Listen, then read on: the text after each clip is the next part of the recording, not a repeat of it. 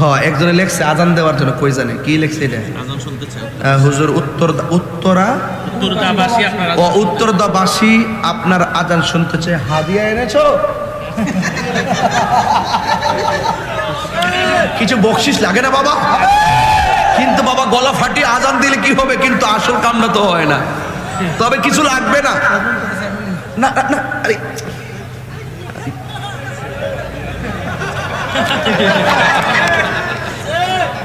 we are two brothers, মারহাবা জোরে কোন। জেহাদিয়া মুজাদ্দিদিয়া দরবার ইরওয়াইন, আমার অবস্থান প্রতি বছর সেখানে আছে না নাই? এবারও অক্টোবরে 3 তারিখে আসতেছি, মারহাবা জোরে বলেন। 500 টাকা বলেন দিয়েছি, বলেন দিয়েছি, বলেন। পাকে পাঞ্জাতনের প্রেমে আজানের জন্য 500 টাকা দিয়েছি হাদিয়া। পাকে পাঞ্জাতনের মহব্বতে আপনার হাদিয়া সুন্নত হিসাবে নিয়েছি।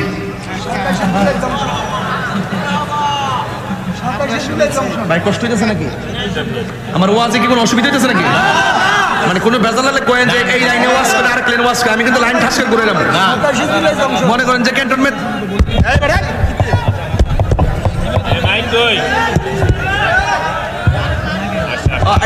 হ্যালো হ্যালো হ্যালো, যদি বলেন যে ওয়াজটার লাইন বেলাইন হইতেছে, ওই গাড়িটা ক্যান্টনমেন্টে আবার পরে যেমনি আনার পরে যদি কবে সমস্যা আছে গাড়ি ঘুরে নেবো, আমি আমরা ওয়াজটা করে নেব। তবে আজকে একটা বাস দিতাম নেই। আমি একটু আগে বলছিলাম পৃথিবীতে সবচাইতে নিকৃষ্ট জায়গা হলো বাজার, আর সবচাইতে উত্তম জায়গা হলো আল্লাহর ঘর মসজিদ। সমস্যা হলো আমি দেখি অনেক সময় শুনি বিভিন্ন মসজিদের সভাপতি সুদখোর।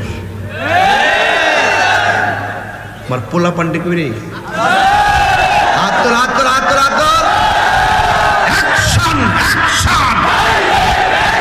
সুদখোরের বিরুদ্ধে, ঘুষখোরের বিরুদ্ধে, ইসরায়েলের বিরুদ্ধে, ইসরায়েলের বিরুদ্ধে। কেমন দিলাম? 500 রুটে পয়সা নষ্ট, যুবক নষ্ট মদে। বাবা খাইবে বাড্ডা মদি আছে, পুলিশ আছে, ধরাই দিব কিন্তু ফোলা পান।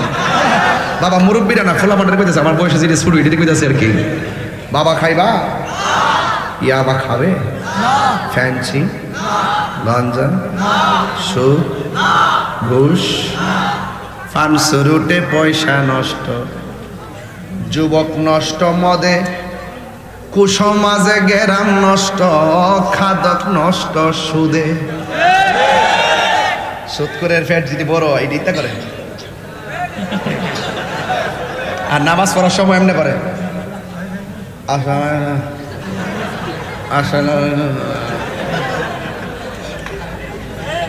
কেমন বাসটা দিতেছি আজকে আমি। সুদ করে কইতে যে মজা লাগে রে বাবা।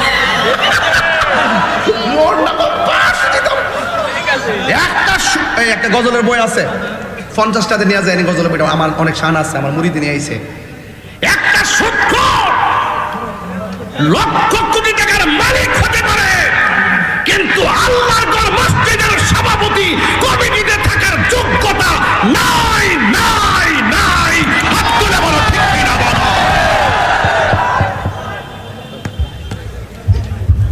যারা খাইবো ওয়াতাসওয়াদ্দু বুজু, তাদের চেহারা কয়কার কালো কালো। তখন যিনি সুদ খায় এরা কিন্তু শরমে পড়ে গেছে। হুজুর কেমনি বাসটা আমরা দিল রে বাবা, আপনারা কেউ দোষী হইতেন নাকি রে? কেউ তো জানে না আপনারা যে খান, কিন্তু আল্লাহ তো জানে। সুদের 70টা গুণ আছে, এর মধ্যে সর্বনিম্ন গুণ হইল মায়ের সঙ্গে জিনা করা। তো আপনি যদি আমার বক্তব্য দ্বারা কষ্ট পান আমার আপত্তি না, কিন্তু আপনার উপরে কি ফতোয়াটা হইল রয়েছে খেয়াল করে দেখেন। আল্লাহ আহাল্লাল্লাহুল বাইআ ওয়া হাররামার রিবা, আল্লাহ ব্যবসাকে হালাল করেছেন, সুদকে হারাম করেছেন। সকালবেলা কেউ যদি আমার ওয়াজের বিরুদ্ধে করে, সুদ যদি না, যিনি সুদ খান নিয়মিত, এরা কিন্তু দোকানে করবে যে কি তা ওয়াজ করছে, জিলে গেছে। ওই যে ওনার যে শরীরও লাগছে, তোমার কেন জলে রে বন্ধু, তোমার কেন জলে, সংবিধানে রাষ্ট্র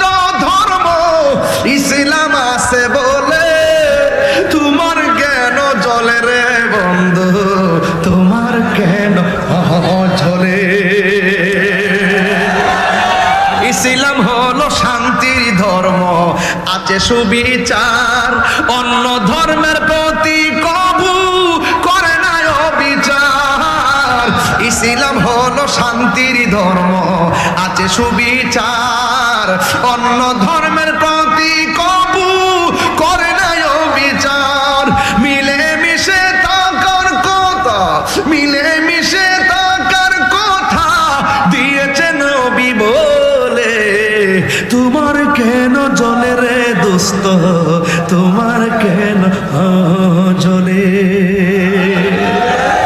আল্লাহ রাব্বুল আলামিন বলেন, যারা আমি আল্লাহকে ভয় করবে এদের জন্য আমি আল্লাহ যথেষ্ট। এই জন্য যুবক আমি বলছিলাম, কাহারও চেহারা নূর হবে, কাহারও চেহারা একদম কালো হয়ে যাবে। আল্লাহর হাবিব বলতেছেন, হাসরের ময়দানে সব মানুষ নিজের গামে নিজের সাঁতার কাটবে, একমাত্র 7 প্রকারের মানুষকে আমার আল্লাহ আরশে আজিমের নিচে ছায়া দিবে। এর মধ্যে 1 নম্বর মানুষটা হলো আদেল, যে ন্যায় বিচার করে। এই ন্যায় বিচারটা বিভিন্ন ভাবে হয়ে থাকে, অর্থাৎ ইনসাফ যেখানে আছে শান্তি সেখানে আছে। কথা বলেন ঠিক কিনা? আপনি ধর্ম ব্যবহার করবেন, ইনসাফের সাথে ব্যবহার করুন, জুলুম করা যাবে না। আপনি সমাজ চালাবেন, ইনসাফের সাথে চালান, জুলুম করা যাবে না। আপনি প্রতিষ্ঠান চালাবেন, ইনসাফের সাথে চালান, জুলুম করা যাবে না। এই জন্য আল্লাহর হাবিব বলেন, যারা আদল ন্যায় বিচারক, এই ন্যায় বিচারকদেরকে আমার আল্লাহ রাব্বুল আলামিন আরশে আজিমের নিচে ছায়া দিবে। এখন প্রশ্ন হলো, হুজুর 2 নম্বর কারা? 2 নম্বর হলো যারা আল্লাহ রাস্তায় দান করে, আস-সাখিয়ু হাবিবুল্লাহ, যারা আল্লাহ রাস্তায় দান করে। দানশীল ব্যক্তিরা হলো আল্লাহর বন্ধু। এই বন্ধুদের জন্য আমার আল্লাহ আরশে আজিমের কাফেলার ব্যবস্থা রেখে দিয়েছে। 3 নম্বর হলো, অনেক গুরুত্বপূর্ণ এই জায়গাটা, 3 নম্বর হলো যারা জিকির শুনলে মনটা পাগল হয়ে যায়। কিরে ছেলেরা, জিকির শুনলে ভালো লাগে কি লাগে না? আরে বাবা, আমি তো জিকির করি, আমার প্রেম নিয়ে জিকির করি। আরে শরীরে, আরে ফল খাইলে গায়ে বল হয়, জিকির করলে কলব তাজা হয়। কথা বলেন। গিজাউল কালবে জিকরুল্লাহ, কলবের খাদ্য হলো আল্লাহর জিকির। যে যারে চিনে হে তারে কিনে। আমি আমার বাপ নিয়ে জিকির করি, তোর বাপের কি? হিন্দু মুসলমান হবে। হিন্দু মুসলমান হবে। নোটারি আছে, এফিডেভিট আছে, আপনি একটু দেখেন, অরিজিনালটা আজকে দেখে পড়েন, একটু পড়েন, একটু যেটা পড়েন, এলাকার থাকলে চিনে কিনা। এই যুবক ভাইরা আমার, জিকির করলে কলবের ময়লা থাকে না, পরিষ্কার হয়। আর জুড়ে বলেন, কলবের ময়লা থাকে না, পরিষ্কার হয়। আমাদের কলবে গুনাহ আছে না নাই? লিকুল্লি শাইইন সিকালা ওয়া সিকালাতুল কুলুবি যিকরুল্লাহ। প্রত্যেকটা জিনিস পরিষ্কার করার রেট আছে। কলবের ময়লা পরিষ্কার করার যন্ত্র হলো আমার আল্লাহ পাকের জিকির। কথা কোন ঠিক কিনা? আল্লাহ বলছেন, ফাযকুরুনি আযকুরুকুম ওয়াশকুরুনি ওয়ালা তাকফুরুন। আল্লাহ বলছেন, তোমরা যদি আমি আল্লাহকে স্মরণ করো, আমিও তোমাদেরকে স্মরণ করব। আমরা আল্লাহকে স্মরণ করি নামাজের মাধ্যমে, আমরা আল্লাহকে স্মরণ করি রোজার মাধ্যমে, আমরা আল্লাহকে স্মরণ করি যাকাতের মাধ্যমে, আমরা আল্লাহকে স্মরণ করি হজের মাধ্যমে, আমরা আল্লাহকে স্মরণ করি এই যাকাতের মাধ্যমে। কিন্তু আল্লাহ রাব্বুল আলামিন আমাদেরকে কেমনে স্মরণ করবেন? আযকুরুকুম আই বির রাহমাতি ওয়াল মাগফিরা। আমরা আল্লাহকে স্মরণ করব ইবাদতের দ্বারা, আল্লাহ আমরারে স্মরণ করবে গুনাহ মাফের দ্বারা। আমাদের গুনাহ আছে না নাই? এই জন্য রাসূল বলেন, হাসরের ময়দানে যারা জাকের জিকির যারা করে, ইবাদতের জন্য যার মনটা পাগল, বাজারে তার মন টিকে না, মসজিদের জন্য যার মনটা দিবানা, এই শ্রেণীর মানুষগুলোর জন্য আল্লাহ পাক আরশে আজিমের ছায়া দিবে। অবাস্তব নয়, সেটা বাস্তব কথা। আমার দেশের অনেক মানুষ মসজিদে গেলে বারবার গড়ির কাটা দিকে তাকায়া ইমাম সাহেবকে তাড়াতাড়ি কেমন দেয়ালেন ছুটু বিরা চুরাড়া হইলেন। আর বাজারে যাইয়া যে ঘন্টার পর ঘন্টা আড্ডা মারে, গড়ির কাটার দিকে চায় না।